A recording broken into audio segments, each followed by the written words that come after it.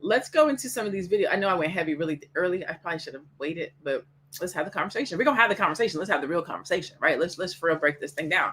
Let's go to our first video, and then we're gonna come back and we're gonna keep this conversation going.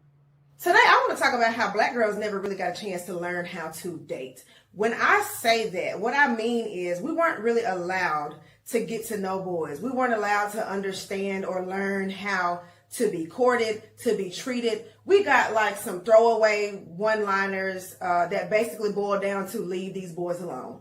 Keep them out your pants. You better not come home with no baby. But I just remember being told that I needed to cover myself. I was taught to be ashamed of myself before I was taught how to embrace and love and learn and understand myself. There was all these rules around femininity and womanhood. And then you see the men just, well, you see the men. You see how the men are operating in today's society. Now, hear me and hear me good. I love being a Black woman. We set the standard, baby, when it comes to culture, music, fashion. Black people in general are at the top of the totem pole, but Black women, you give us something and we multiply that thing. We are the blueprint for elevation, okay? I love being a Black woman.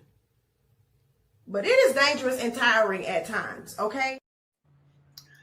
So I'm gonna start with you, Dr. Alicia. Why do you think that is that we're not necessarily talking about dating? I have a theory myself, and that is that I don't necessarily know if our elders knew what dating. I think at one point people knew what dating was. Let's say 40s, 50s, 60s, maybe 50s, 60s. They knew, right? 70s, you kind of bring the drugs come into the community, whatnot, and so by the 80s, folks are kind of doing their own thing, and they're not really talking about the process of dating. Nobody's really courting. But also, when you think about women during that era and what their dating was, a lot of times they turned around and taught their daughters to be independent and take care of yourself.